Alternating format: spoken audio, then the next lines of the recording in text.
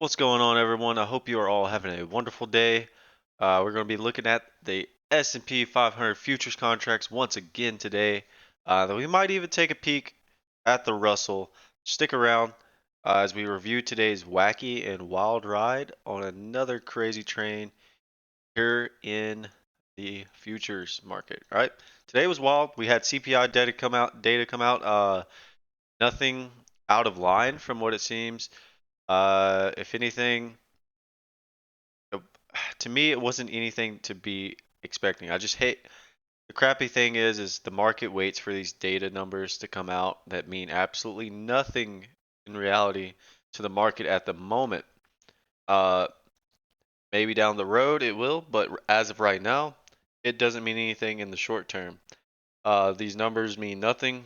If we could just trade strictly up based on um, what we're seeing technically in the market, I think we'd be better off.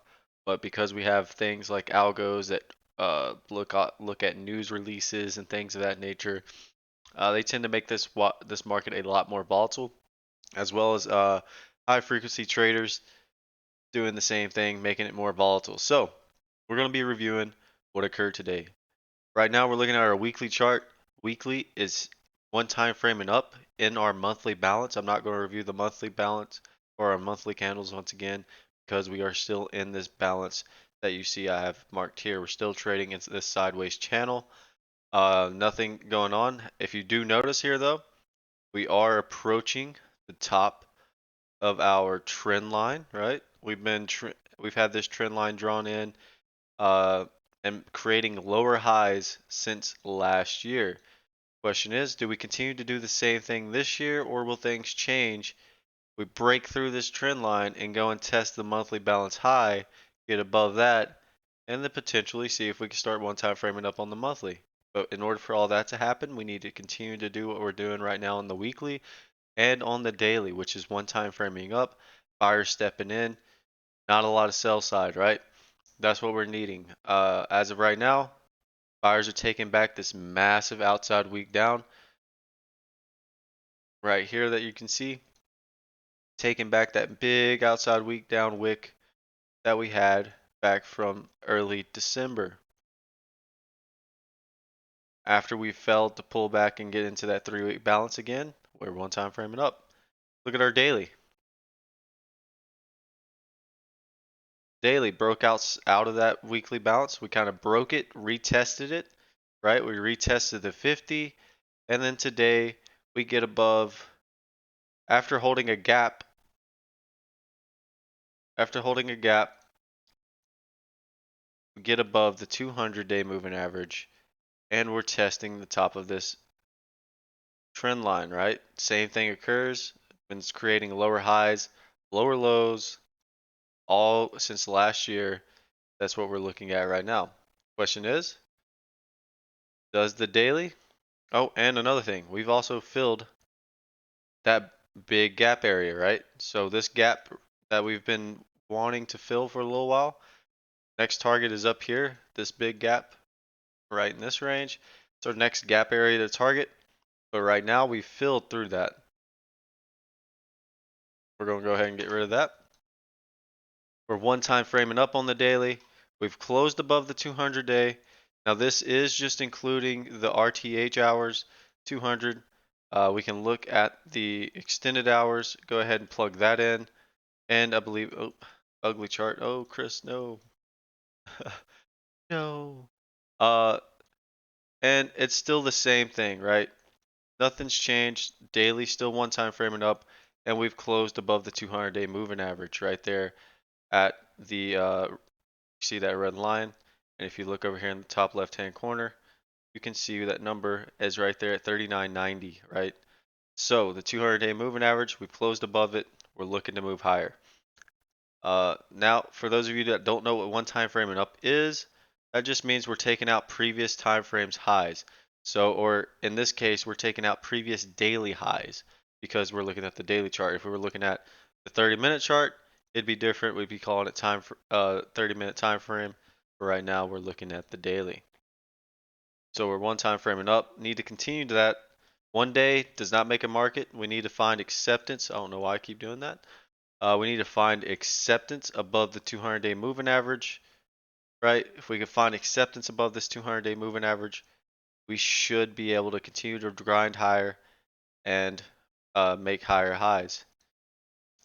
However, there are a couple nuances to today.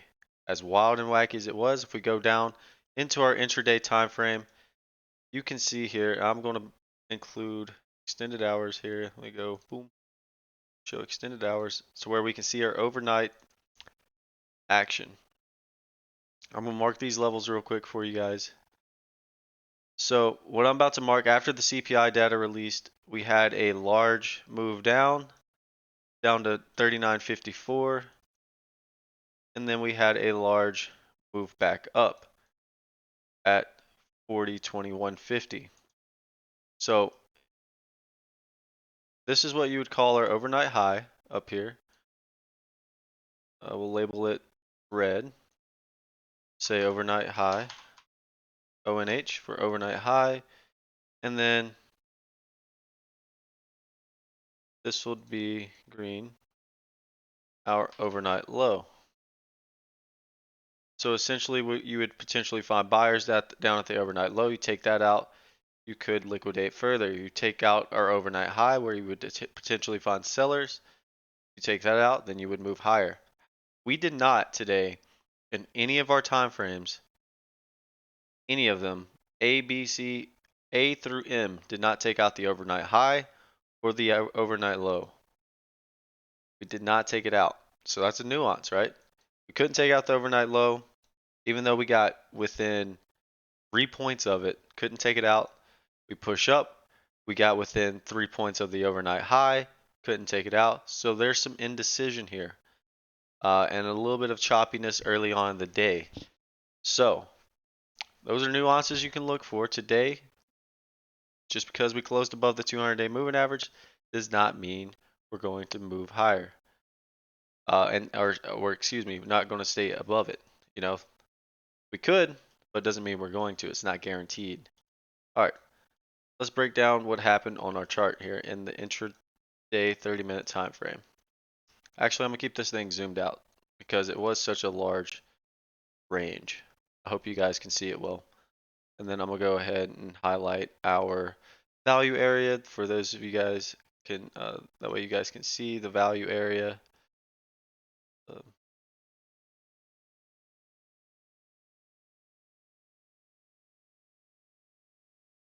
all right, so there's our value area. And as you can see, value from yesterday, see it here, it's down here. Today, value was higher. So right out the gate, buyers had a higher value. We opened with a gap initially, uh, and then we filled that gap. We also filled the upside gap, so that got, boom, taken away. We pulled back, got the afternoon pullback low, an A period, and then in the same time frame, so in A's time frame was 45 points, very volatile early on in the day. We played in that range initially for a good majority of the time until F period decided to pop, make a new high on the day, and then that's where I began to get involved in the market. I didn't do anything but take longs in F, G, or F and G period. Actually, those were the only two time frames I took a trade at all. Other than that, I didn't trade. Didn't want to mess in this. Wanted to see if we took out the initial balance high, uh, which is the first two time frames high or low. But today it was just A's high or low. Had we taken out A's low, we would have gotten the overnight low, and we would have gotten into the gap from the previous day. However, we didn't. We took out A's high, and then look at that. We attempted to go trend to the upside. So early on in the day, we didn't do a whole lot. I didn't get involved until F period. Once in F period, actually I lied. I did get involved right after F period opened up. I took a short against E's high to rotate down to where point of control was at the time, which was E's low. I thought it was a good risk reward short, which means I was selling. So I decided to sell near E's high right here at 39.99 to rotate back down to E's low at 39.80. So I felt like it was a good risk reward short to rotate back down lower. It didn't. It popped. I got stopped out above the open and decided to go long once we got above C's high. But not before. I didn't initially get in it in the ES. I got in on the IWM, and I can show you that here, or the RTY, the Russell. So the same time frame, I decided to get involved. So that's A, B, C, D, E, F period. Uh, yep, here in F period. Because initially F period in the Russell had single prints. They had value higher. There was nothing but clear skies above them on the daily. They're above all their indices or all their moving averages. So once we popped in F period on the Russell, I decided to get long at 70s or 72s. At 1872, 1870 on a pullback. I added on the way up to 1875, and then I decided to get out once we got near, because I felt like 1880 would have been a visual area or a whole number that you could find sellers. So that's where I decided to get out at around 1878 and 1880. So I had a really good 5 to 6 lot long that started off my trading day really well. And then after that, I decided to get involved in the ES because I seen we were doing the same thing. We were attempting to go trend with single prints. Those got filled later on in H period, but I took a couple longs here in F period. I was buying in F period along with everybody else as shorts were covering and got out as we pushed higher. Uh, However, we didn't make very many highs on the day. Uh, didn't get much extension. Each one of these highs was only they were only about 2 points higher than the next. So F period's high was 4012, G period's high was 4014, H period's high was, you know what I mean? So not much extensions showing sellers were kind of stepping in or people were taking profit up at the highs. So you didn't want to buy up here. The better play would have been sell to let this thing rotate back down. So that's what happened for me. We go out today with the low down here at 39.57.25. We have an afternoon pullback low at 39.88.75. Not a technical one, but we did have an afternoon pullback low here in I period. Uh, Presented a beautiful long opportunity against halfback. For those of you that don't know what halfback is, it's just a halfway point of the whole day's range, which is this dotted dash line right here that is teal at 39.87.88. Take a long against that, and I believe also regular trading hour VWAP was around that area as well. So you take a long against that, you put your stop around E's low or value low, because once you got below that, then you're gunning it for the day's low. That's how you know your trade would have been invalid. Or, however, take it against half back and then maybe put your stop 2 to 3 points below 87, so you would have gotten stopped out about 83, 85 to 84. However, it presented a great long opportunity as we pulled back, we popped up, and I period closed near the highs. I period's low was 39.88.75, where it closed was 40.16.25. Great long opportunity there. I didn't take it because I was not available at the time, was not near my charts or my trading equipment. Uh, but that was a great opportunity there against halfback. And then we created a new high later on in J period at 40.18.50.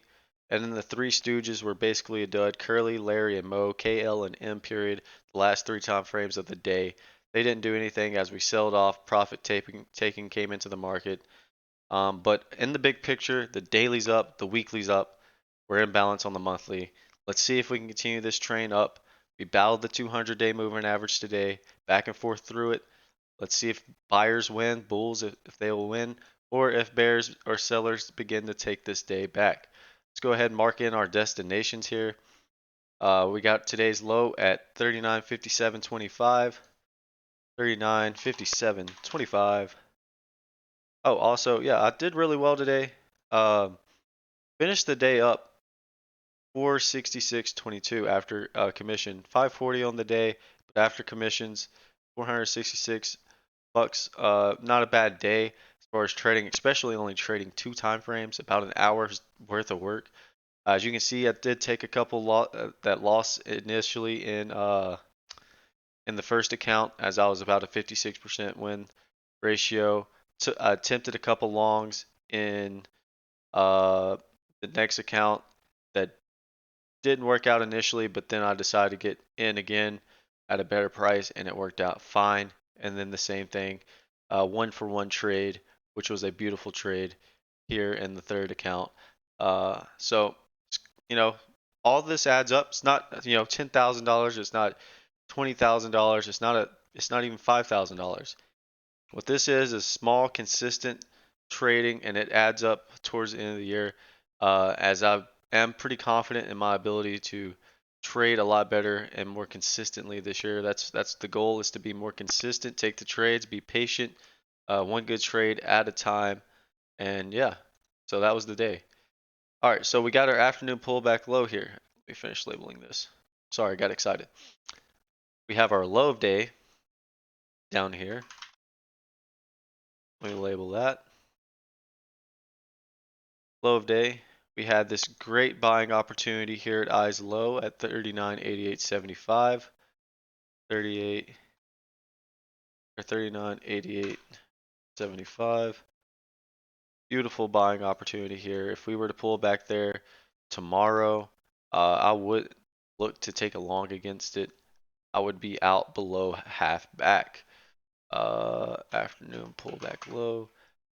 For those of you that don't know what afternoon pullback low is, it's the first afternoon time frame. So any time frame after E period, if it's the first time frame to take out a previous time frame's low, usually when that happens, especially on a trend day up, you have very patient and big buyers willing to step into the market and absorb those weak-handed sellers that got trapped up here long in G period and in H period. They began to puke it up. They sell it into those of us who are willing to be the buyer and take the heat down to E's low, the smart money. We step in, we take the long, and guess what? Very well rewarded. You take that long here, you get out where you see this big volume node right here at 4,009, 4,010.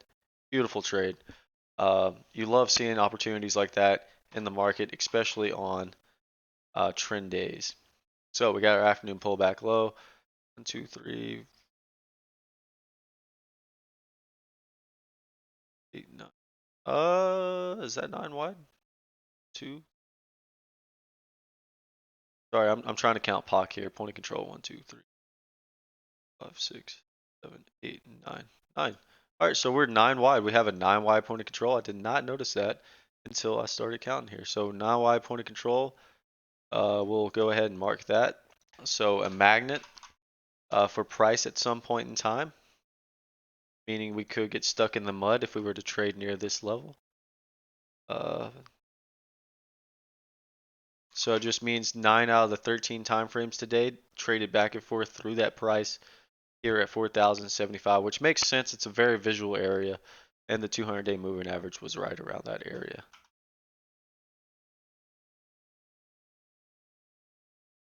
Boom, we got that marked, and then we'll label today's high. And once again, I do appreciate anybody sticking it out here to the end, uh, watching these videos. If you'd like what I bring to the table, I would appreciate if you would leave a like and or subscribe if you are new. Let me know if there's anything I can explain better.